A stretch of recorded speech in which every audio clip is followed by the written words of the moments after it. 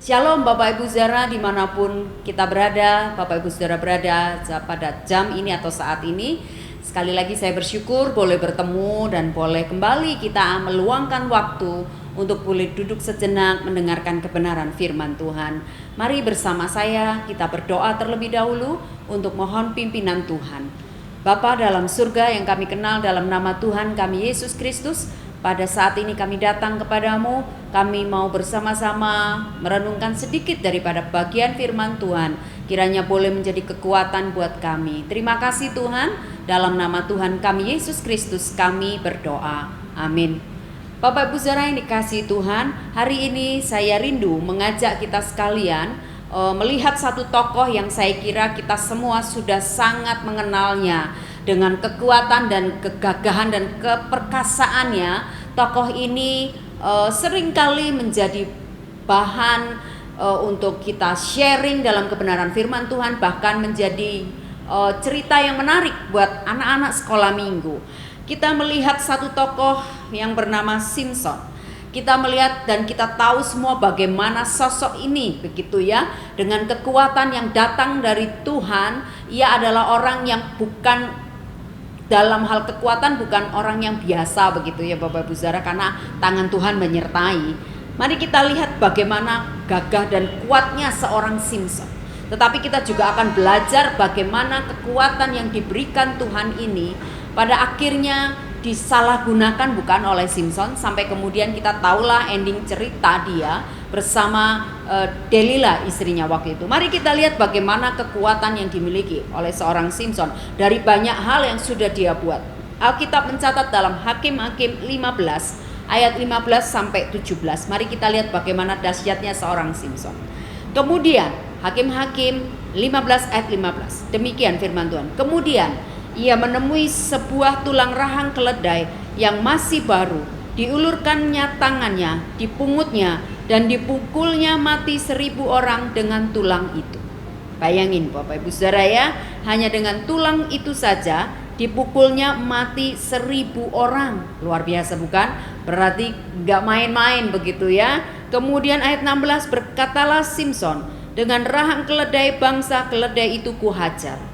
Dengan rahang keledai 1000 orang dipukul.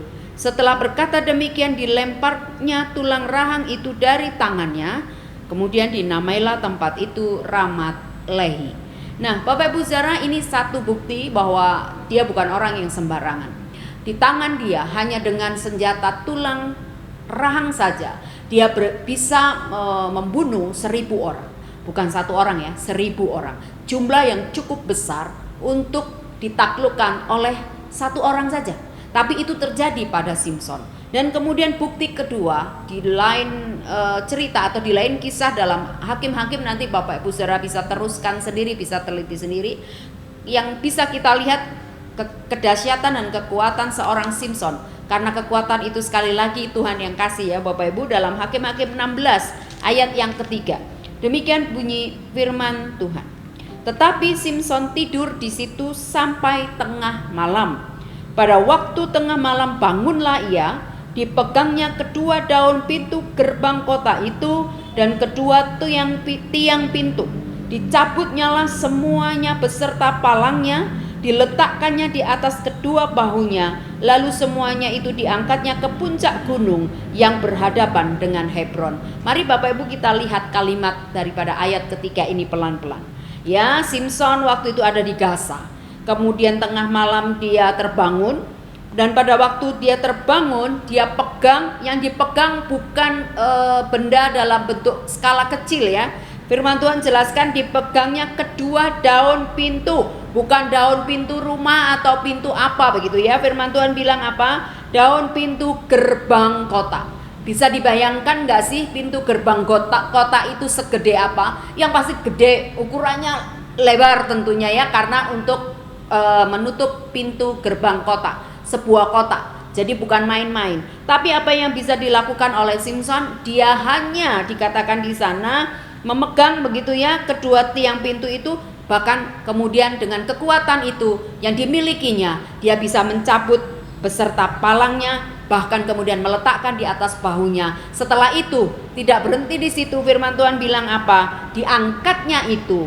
Bisa dibayangkan Bapak Ibu, ini pintu gerbang kota ya yang diangkat dan dicabut beserta palang-palangnya. Dan kemudian diangkatnya kemana? Ke puncak gunung yang berhadapan dengan Hebron. Kalimat itu dalam firman Tuhan berkata puncak gunung. Bayangin Bapak Ibu, itu pasti rutenya bukan rute yang gampang, rute yang sulit sampai ke atas puncak gunung. Bisa dibayangkan betapa hebatnya seorang Simson yang dibawa bukan hanya dirinya dengan beban mungkin sedikit, misalnya pakaian atau makanan, tapi ini yang dibawa adalah pintu gerbang kota beserta palang-palangnya naik ke puncak gunung. Hebat. Saya yakin kalau kita baca berikut-berikutnya, kekuatan Simson belum ada yang menandingi saat itu. Dia punya kekuatan yang dahsyat lebih daripada siapapun juga yang diceritakan oleh Alkitab yang mungkin punya kekuatan di zaman itu. Simson mendapatkan itu semua karena anugerah daripada Tuhan, karena karunia daripada Tuhan. Tuhan mempercayakan itu kepada Simson, bukan untuk maksud yang lain. Sebetulnya diberikan kepada Simson adalah untuk menunjukkan betapa dahsyatnya Tuhan Allah yang disembah oleh Simson dan juga oleh bangsa yang dikenal oleh Simson. Tapi sayang, 1000 kali sayang Bapak Ibu Saudara, kalau kita kemudian membaca kisah ini selanjutnya, bukankah kita pada akhirnya tahu karena kekuatan itu memancing ke penasaran banyak orang, sehingga kemudian kita melihat bahwa banyak orang berusaha untuk mencari tahu di mana sih letak kekuatan Simson dan kira-kira kelemahannya di mana supaya kekuatannya itu bisa dijatuhkan begitu. Sampai kemudian Simson pada pasal yang sama 16 ayat 4 dan seterusnya, Simson jatuh cinta kepada Delila, dan karena perempuan inilah pada akhirnya Simson jatuh. Dan kemudian kalau kita baca ayat 23 dan seterusnya, Simson akhirnya mati. Nah Bapak Ibu Saudara, apa sih yang bisa kita petik dari kisah singkat yang berkali-kali mungkin sudah kita dengar dan kita juga baca dan juga renungkan? Saya mau satu hal Bapak Ibu Saudara, bahwa segala sesuatu yang Tuhan percayakan kepada kita dan kemudian dengan urapan Tuhan, mungkin apa yang dititipkan Tuhan kepada kita itu bisa melampaui orang lain, entah apa itu ya. Ada sesuatu yang Tuhan titipkan, kasih karunia-Nya kepada kita, mari kita tidak meresponinya atau memakainya untuk sesuatu yang tidak memuliakan Tuhan. Pada akhirnya kita bisa jatuh kalau kita hanya untuk kepentingan diri kita sendiri dan oleh keinginan-keinginan kita sendiri.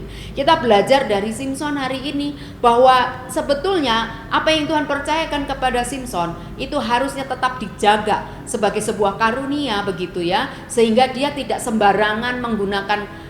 Dia tahu bahwa kekuatan itu datang dari Tuhan, tapi sayang, 1000 kali sayang, dia jatuh hanya oleh keinginan-keinginan yang ada pada dirinya yang bersifat duniawi.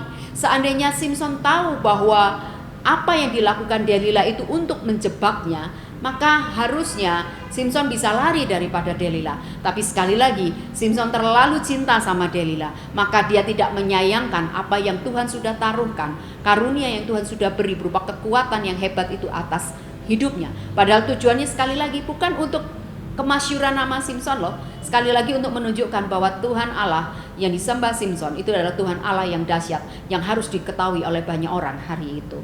Oleh sebab itu hari ini kita belajar bahwa kiranya segala sesuatu yang Tuhan percayakan atas kita bukan untuk kesombongan diri pribadi kita, dan pada akhirnya nanti nggak finishing well, nggak happy ending begitu ya.